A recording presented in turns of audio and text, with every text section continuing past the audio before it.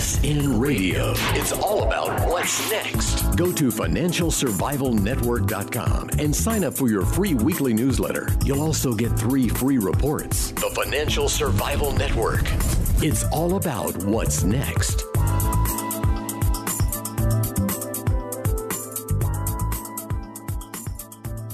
Welcome. You're listening to the Financial Survival Network. It's Kerry, Lutz, and believe it or not, somebody has written a book. It's actually out of stock on Amazon. The title is Get What's Yours, The Secrets to Maxing Out Your Social Security. And the person is Laurence Kotlikoff. He's been with us numerous times. He's here now. Congratulations, Professor Kotlikoff. It must be a great feeling having a bestseller that is actually out of stock on Amazon. Yeah, it's number 3 on the Amazon top 100 list.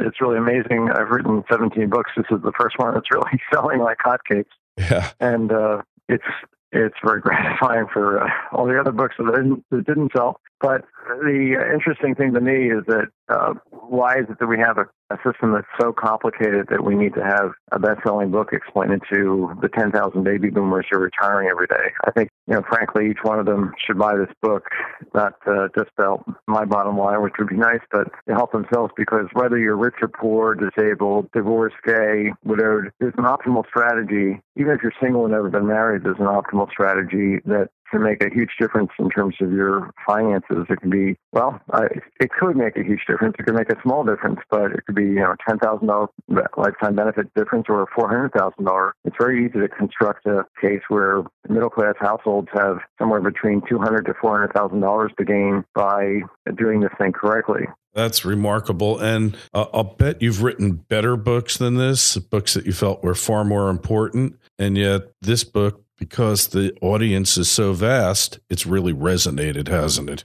Yeah, it's not selling in Korea yet, but I'm hopeful.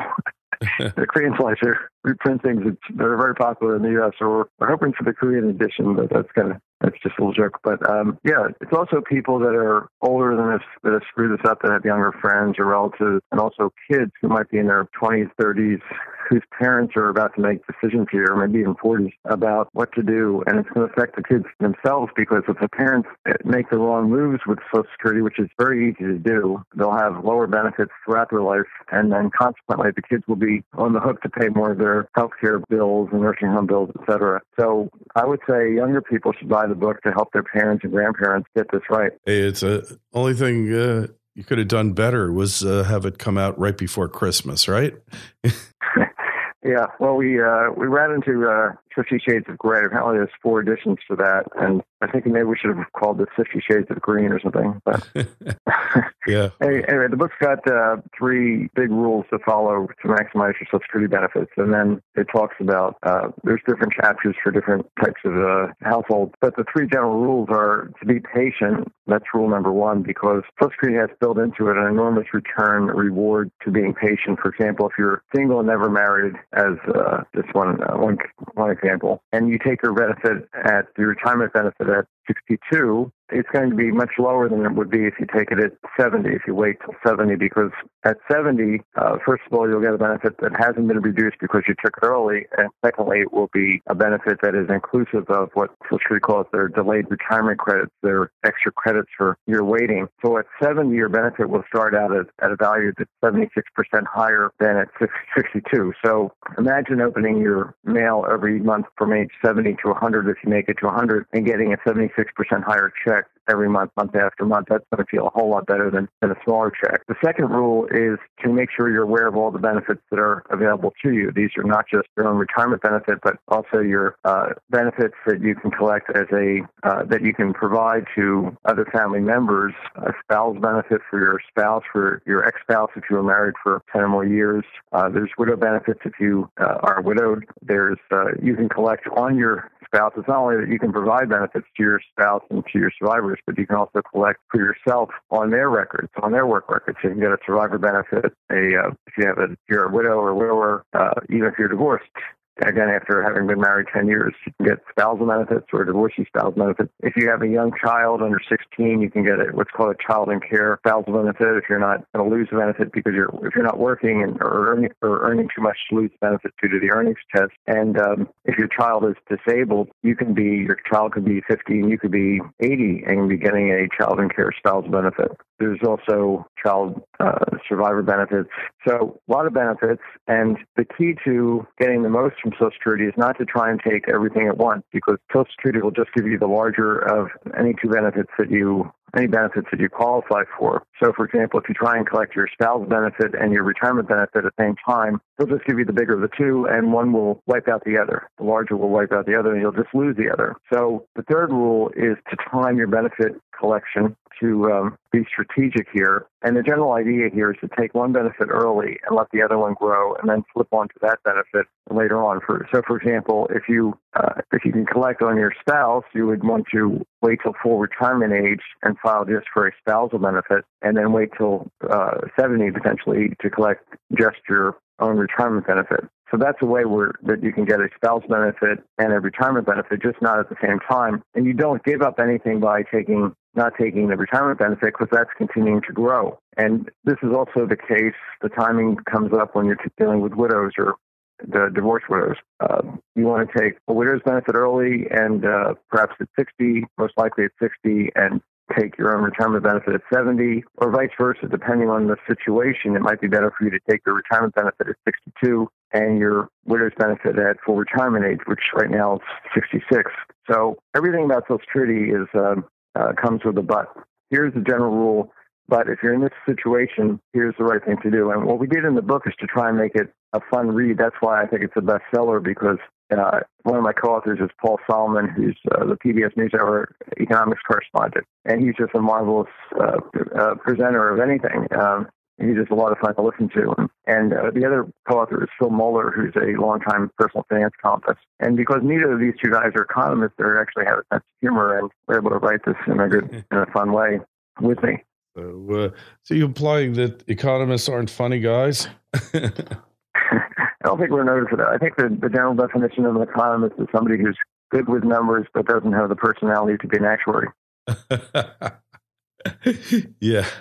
Well, it's kind of interesting when you put it that way. And so as far as waiting, so this thing of surviving spouse, so you can actually start collecting survivor benefits at age 60? Yeah. I'll just give you an example of the magnitude of this. I've got a very good friend. We write about him in the book, Glenn Lowry, who's a top professor of economics at Brown. And tragically, his wife passed away a couple of years ago.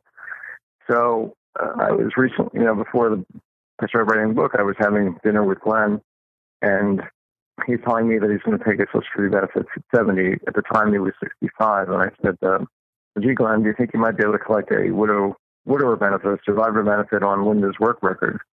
She contributed all these years. Do you think there's any benefit available to you? And he said, oh, absolutely not. No, because I said, are you sure? He said, well, I was a higher earner, so there's no benefit. I can't get any benefit off of her work record. I said, Glenn, are you really sure? He said, yeah, I'm really sure. I said, Glenn, if I make you $120,000 in the next 2 minutes, will you pay for dinner? And he said, absolutely. And I proceeded to tell him about his widower benefit that he can collect. He's working, so he would, if he took his benefit at 65, he would just lose it due to the earnings test, given how much he earns. But at 66, as soon as he hits full retirement age, which for him at 66, there's no earnings test anymore, so he can collect basically $30,000 a year as a widower and do that for 4 years, and then flip on to his own retirement benefit, which will be as large as possible at 70. So, why should it be the case that one person who knows about the rules gets $120,000 more for himself or for his kids, and somebody else, because they don't know the rules, doesn't get anything? If Glenn had just gone along doing what he thought he should do, he would have just given up the $120,000. It would have been lost. You can't go back retroactively and collect it. And for a lot of people, Glenn's well-heeled. I'm well-heeled. My co-authors are okay. But most people in this country who really need Social Security are poor and lower middle class, or just middle class, and it's their biggest asset.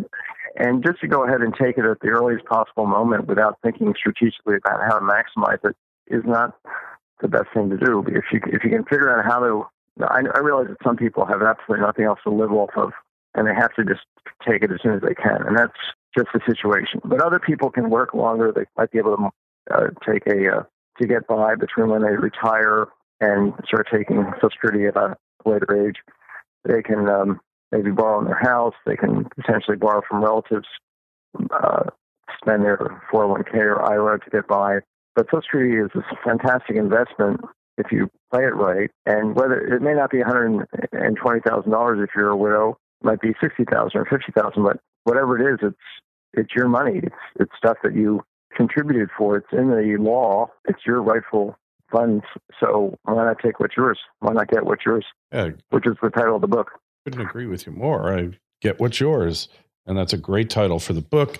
Hey, when we return, we'll give some examples of people who are able to get more money than they ever thought possible and why this is so important on the Financial Survival Network. FSN Radio. It's all about what's next. Every week the show is growing. Would you like to be a part of it? Then go to clubfsn.com and help support us with $1, $2, $5, or $10 a month and get a host of premium content with newsletters dropped into your mailbox, free books, private audio clips, webinars, and much more. Then join clubfsn.com. If you want to get ahead of the trend and ensure your family's financial security before it's too late, go to clubfsn.com and sign up. The Financial Survival Network.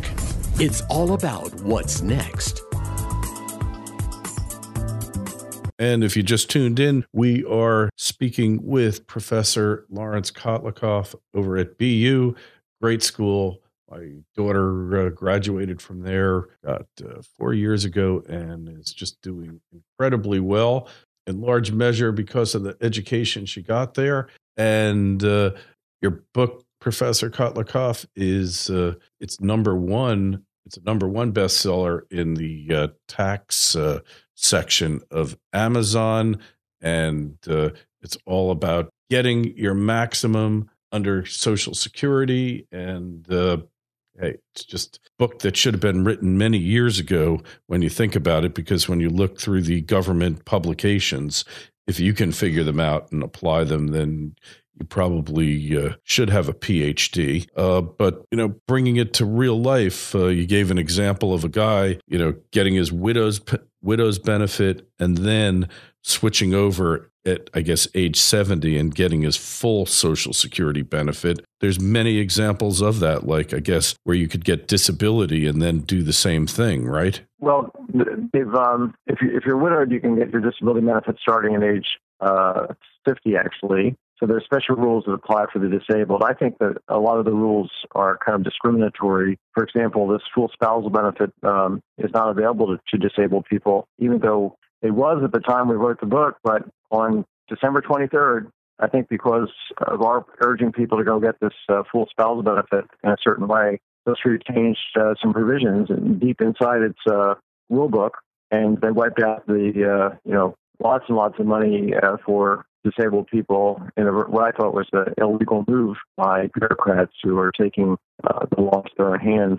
And I discussed that. I write a PBS NewsHour column every week on pbsnewshour.org, and I wrote about this kind of Christmas massacre by Social Security, Christmas Eve present. But let me give you an example of a household where they don't have a disabled worker, but they have a disabled child. This is an actual household. Take a 63-year-old household who, take a 63-year-old husband who has a 45-year-old wife, and the wife has stopped working because she's going to take care of the child. The child is disabled, and the husband, if he takes his retirement benefit early at 63 right away, it will be reduced. And that seems like the wrong move, given what I said a few minutes ago. But if he does that, he can then activate the benefits for his child, and because the wife has a does not have earnings of her own and won't lose benefits under the earnings test, she can collect a child in care spousal benefit because she's taking care of a young child or a disabled child, in this case, a disabled child. So it's better for him to take a hit on his own retirement benefit in order to get more benefits for his wife and child. And then when he gets to full retirement age, what he can do, as we discuss in the book, he can he can suspend his benefit and start it up again at 70, and it will be 32% higher than the level at which it was suspended above and beyond inflation. So it will start up again. This reduced benefit will be kicked up another 32% above and beyond inflation because of his suspending it at 66 and starting up again at 70. Meanwhile, the wife and the child will collect their benefits subject to the family benefit maximum through time. And then when the mom hits full retirement, actually when she hits, she'll be able to, when she hits 70, she'll be collecting her own retirement benefit, which will exceed the dad's. And the son then will be starting to collect a child benefit off of the mom's record, not the dad's record. And then when the dad dies, because the dad's older, and we put in the dad's maximum age of life in this analysis, then the child will start collecting a child survivor benefit on the dad's record. And then when the mom dies, he'll collect off the mom's work record. So there's a lot of different benefits involved here, about 8 different benefits when you look at it to maximize their lifetime benefits compared to doing what I thought was the optimal thing. The optimal plan here actually produces an extra about $75,000 for this